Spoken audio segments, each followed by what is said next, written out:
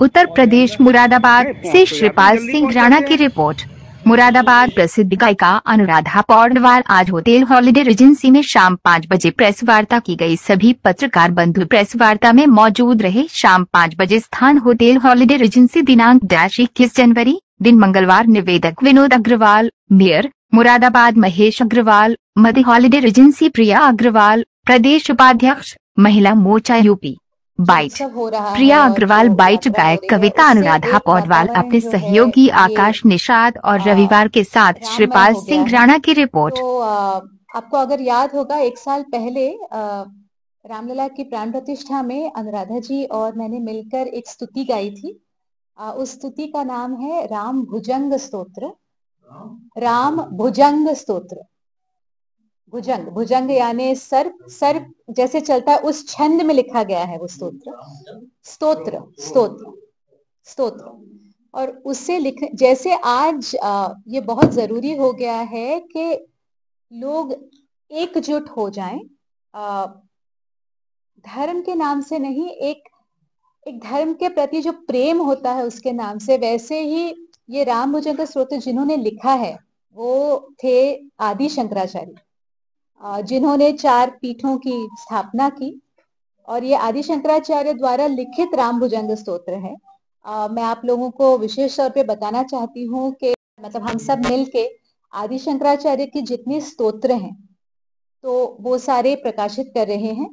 और जो काम आज राम मंदिर के होने से हुआ है कि जो लोग बिखरे हुए थे उन्हें एटलीस्ट एक कॉमन कोई एक अपना मिल गया है। वैसे 7वीं सदी में आदि शंकराचार्य ने किया था, क्योंकि बहुत सी बाहर की शक्तियां आई थी और जो साधारण मनुष्य था वो बिखर गया था। वो ये नहीं जानता था कि उसे किससे पूछना है, क्या पूछना है। सब तंत्र में लग गए थे, बलि प्रथाओं में लग गए थे, अलग अलग वामपंथी प्रथाओं में लग गए थे। तब आदि शंकराचार्य ने कहा कि नहीं, हमारे अपने भगवान को पूजने से आपको वो सारा कुछ मिल सकता है। तो उन्होंने अद्वैत वेदांत को स्थापित किया और उन्होंने राम भुजंग स्तोत्र लिखा है। तो मुझे लगता है ये बहुत आज के दिन में ये बहुत मायने रखता है कि हमें पता हो कि आदि शंकराचार्य कौन थे। और ये भी बात आपको बता दूं, जो महाकुंभ इस वक्त चल रहा है प्रयाग में, उस कुंभ की शुरुआत करने वाले भी आदि शंकराचार्य थे। उन्होंने ये तय किया था कि नहीं, एक जगह सबको आना है और सबको एक साथ बैठ के पॉजिटिव बातें करनी है, धर्म का जो लोगों तक ज्ञान है वो बढ़ाना है। तो अगर आपकी परमिशन हो तो राम भुजंग के 4 पंक्तियां मैं आपके सामने गाना चाहूंगी। भगवान श्री राम के ऊपर भी ये स्तोत्र लिखा है, जो राम भुजंग स्तोत्र। और ये भी बहुत बताने वाली बात है कि ये स्तोत्र जब रिकॉर्ड हुआ उसके तुरंत बाद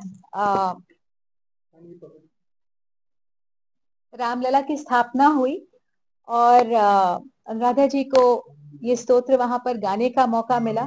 जैसे सूरज की किरणें सब पे पड़ती हैं, वैसे उनकी बेटी होने की वजह से उनका बहुत प्यार मिला है। और जो लोग उनसे प्रेम करते हैं उनका आशीर्वाद भी बहुत मिला है। इसलिए मैं भी वहां पर रामलला के सामने, मुझे भी ये मौका मिला था।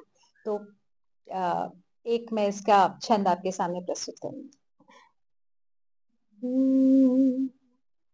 विशुद्धं परं सच्चिदानन्दरूपं गुणाधारमाधारहीनं वरेण्यं महान्तं विभान्तं गुहान्तं गुणान्तं सुखान्तं स्वयं धाम रामं प्रपद्ये। शिवं नित्यमेकं विभुं तारकाख्यं सुखाकारमाकार शून्यं सुमान्यं महेशं कलेशं सुरेशं परेशं नरेशं निरीशं महेशं प्रपद्ये। जय श्री राम। महाकालेश्वर धाम है, महाकालेश्वर मंदिर है और यहाँ पर रामलला के मूर्ति की स्थापना होने जा रही है, क्योंकि कल 22 जनवरी अयोध्या में रामलला की जो स्थापना हुई थी उसकी वर्षगांठ है। तो उसके उपलक्ष्य अग्रवाल परिवार ने यहाँ पर रामलला की मूर्ति की स्थापना करने जा रहे हैं। मुझे बताया गया कि पिछले 7 दिनों से बहुत भव्य उत्सव हुआ है और जितनी भी मुरादाबाद की जनता है बड़े दिल से इसमें जुड़ी हुई है। तो अच्छा है क्योंकि राम जो है वो सबके हैं और सब पर उनकी कृपा रहे और सब पर उनका आशीर्वाद रहे कि और सब आगे बढ़े। तो यही फीलिंग यहाँ पर आके मिली कि केवल मुरादाबाद शुरुआत शायद यहाँ से हुई है। ईश्वर करे कि पूरे भारत में प्रति अयोध्या जैसे कई मंदिर बने। सवाल है मेरा, सनातन और तबलीग का संबंध किस तरह से देखते हैं? बहुत गहरा है, बहुत गहरा इसलिए है क्योंकि कभी कभी जो बातें बोल के नहीं की जा सकती वो गा के की जा सकती। लोगों का ध्यान आकर्षित करना इजियर होता है। महाकुंभ का एक बहुत बड़े प्रचार है। हाँ जी। हर जगह उसकी किस तरह से देखते हैं?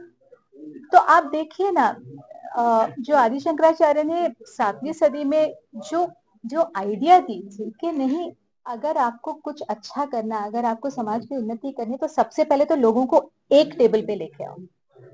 कुंभ भी वही तो है। कुंभ की शुरुआत ही उन्होंने की थी। उन्होंने कहा था कि सब अपने अपने आश्रम में बैठ के अगर तर्क करेंगे तो फायदा क्या है, एक साथ तो आके बैठो, बात तो करो, बात करो, विचार विमर्श करो, वार्तालाप करो, तो मिसकम्युनिकेशन है वो निकल जाएगा। तो कुंभ वही है। और अल्टीमेटली सनातन में कहा गया है वसुदेव कुटुंबकम, सब एक जैसे हैं। ये बात अलग है, कोई 100 कमाता है, कोई 100 करोड़ कमाता है, लेकिन खाता तो वही है। जिंदा भी वैसे है, जब जाएंगे प्रभु के पास वैसे ही जाएंगे, कोई अलग से तो नहीं जाता। तो मुझे लगता है ये बहुत अच्छी बात है कि आज जैसे अब यहाँ पे जो मंदिर बना है तो उस उपलक्ष्य जितने लोग इकट्ठे आए हैं, जो एक साथ आए हैं, तो कहीं ना कहीं वो देखते हैं कि अच्छा ये भी यही सोचता है तो ये अपना है।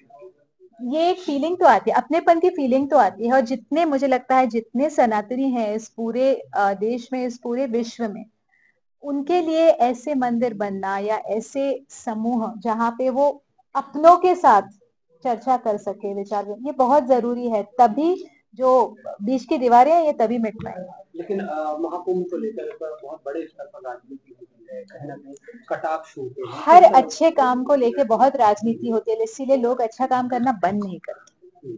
सबसे बड़ी बात किसी संत ने महाकुंभ के बारे में ये बताई थी, संत ने क्या, श्री कृष्ण ने बताई थी, एक बंदा गलत करे इसलिए तुम सबको त्याग दोगे? उसमें से जो अच्छा निकल रहा है उसकी ओर ध्यान तो दो। जो बुरा है वो तो है, अब लोग हैं, जितने अलग अलग दिमाग है उतने अलग अलग, लेकिन अगर उसमें से एक भी अच्छी चीज निकल गई है तो इट इज वर्थ इट। तो कुंभ को लेकर कई तरह के सवाल हो रहा है, जैसे कोई बाबा को दिखा रहा है, कोई वहाँ कोई साध्वी आ रही है उसको दिखा रहा है, कोई नागा आ रहा है उसको नहीं बता रहा है कि कुंभ कैसे शुरू हुआ, कुंभ का क्या रीजन है, कुंभ किस कारण हो रहा है। तो मैं बता रही हूँ ना आपको, कुंभ की शुरुआत इसीलिए हुई, अब नहीं हुई, 7वीं शताब्दी, शायद उससे पहले भी हुई होगी, लेकिन जो ऑर्गेनाइज तरीके से हुई तो वो आदि शंकराचार्य ने की, क्योंकि उन्होंने यही था, हमारे पास था हमेशा से बट के चीजें हो रही हैं, कोई एक साथ बैठ के बात करने के लिए तैयार नहीं होता, क्योंकि उनको लगता है अरे हमारी कौन सा, हम जो कहते हैं वो सुना। हाँ जरूर सुनेंगे, साथ बैठ के बात करें, सबकी सुनेंगे। तो कुंभ भी उसी वजह से शुरू हुआ था। आज भी अच्छा, आप, मैं मानती हूँ कि इतने सारे वो बाबा बता रहे हैं, जो अघोरी है बता रहे हैं, लेकिन फैक्ट ऑफ द मैटर यही है कि इनका सानिध्य वरना लोगों को कहाँ से मिलेगा। तो लोग आए और उसमें से जो अच्छा है वो ले, जो अच्छा नहीं है उसको छोड़ दे, इतनी तो इंटेलिजेंस सब में है। मुरादाबाद पिछले 5 दिनों से भगवामय हुआ है, राममय हुआ है। आज की शाम भी मुरादाबाद वासियों के लिए एक भगवामय राममय होगी। ये एक जो 1 वर्ष हुआ है कल, वार्षिकोत्सव जो रामलला अयोध्या में हुआ है, और कल हमारे यहाँ जो 22 तारीख को प्राण प्रतिष्ठा की जा रही है उसके उपलक्ष्य में ये कार्यक्रम चल रहे थे। मैं दिल से आभार प्रकट करती हूँ आदरणीय कविता पौडवाल जी का कि उन्होंने अपना बहुमूल्य समय हमें दिया, हमारे परिवार को पूरा समय दिया। मैं आभार करूँगी मुरादाबाद वासियों का, मैं आभार करूँगी आप सभी लोगों का कि आप सभी लोगों के प्रयास से, आप सभी लोगों के प्यार से एक मुरादाबाद में जिस तरीके से ये अनुष्ठान 7 दिन का हुआ भगवामय हो पाया। धन्यवाद।